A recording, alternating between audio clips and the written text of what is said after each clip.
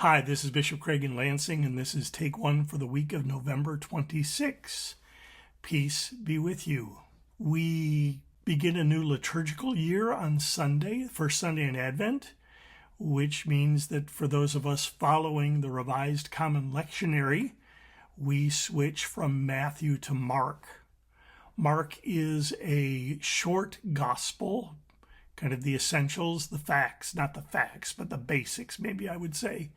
And I encourage especially preachers, but everyone, to take some time this week and read Mark, preferably aloud, from cover to cover in one sitting, and get the whole story as Mark tells it in your head and in your heart.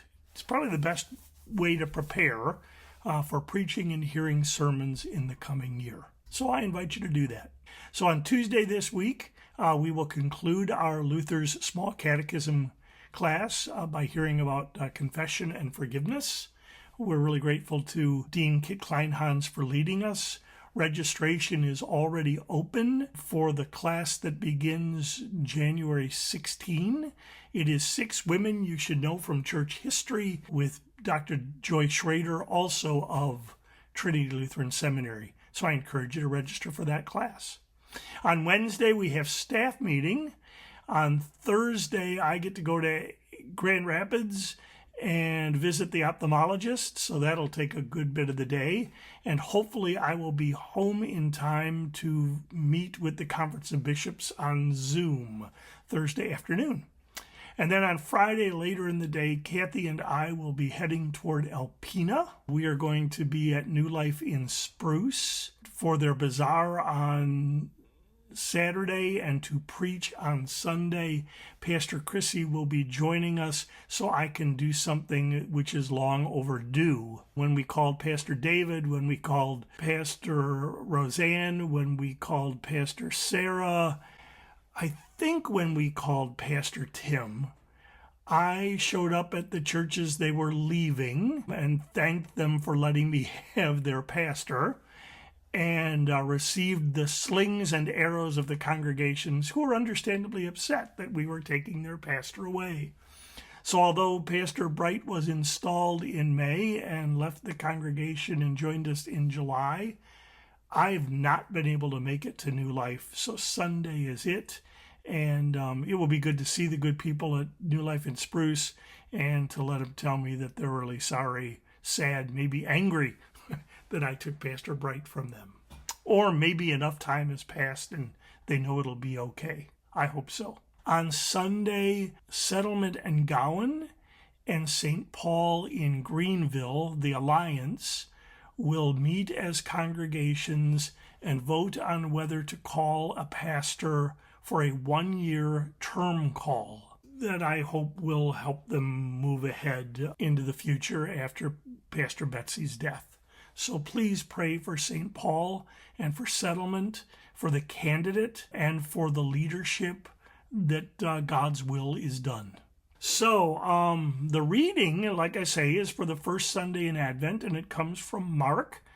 And I love it that I'm hearing things in new ways. Jesus talks about the signs in heaven and on earth, and the stars not giving their light, and tells us to pay attention as we would a fig tree when we know that the branch is kind of soft. Spring is coming when we know these signs are taking place. Know that Jesus, the Son of Man, is near, which is good news. When terrible things happen, Jesus is near.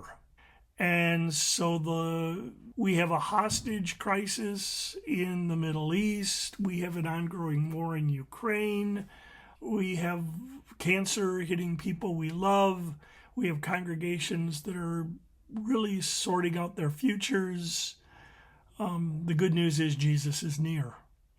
Jesus is near. And then Jesus tells this parable, which I always heard as being about Jesus, keep awake for you do not know when he'll come. But that's not what it says.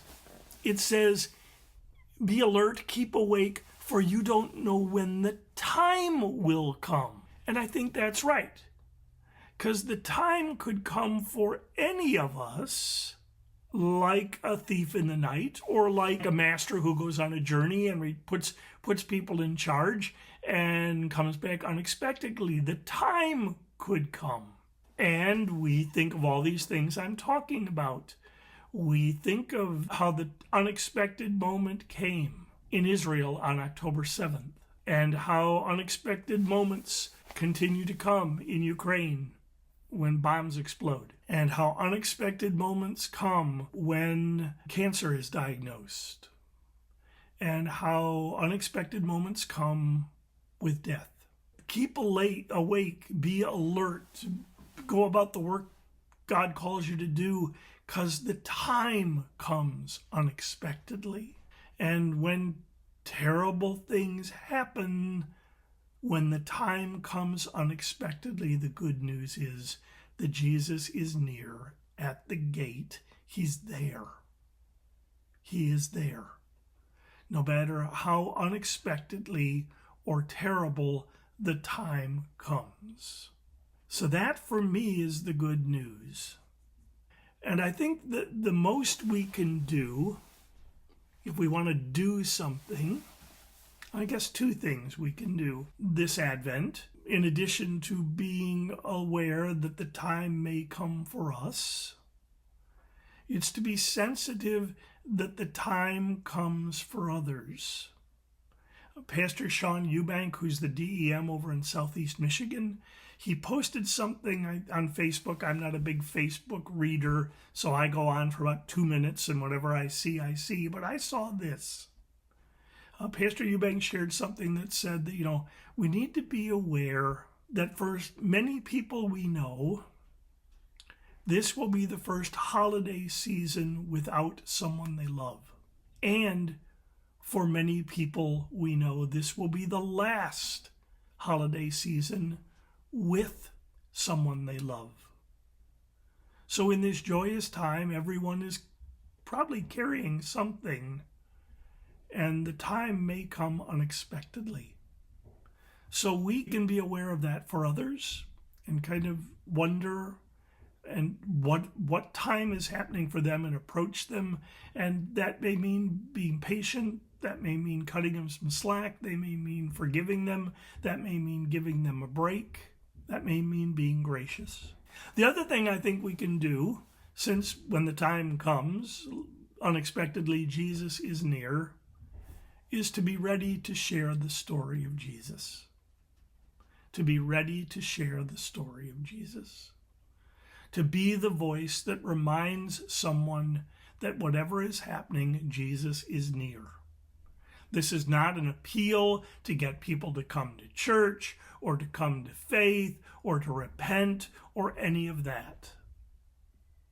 It's simply to help them anticipate the good news of the season, that the Word became flesh and dwells among us, that Jesus is Emmanuel, God with us, and that the world, the story of the cosmos, will end safely and securely in Jesus' hands. Advent is a time, I think, of remaining alert to the unexpected times that can be devastating. Advent is a time to trust and to share when those times come. Jesus is near at the gate, already there, and that Jesus will never leave us because Jesus is God with us. I'm Bishop Craig. This is Take One. I pray for you a joyous, happy, and meaningful Advent as we begin the journey to Christmas. Take care.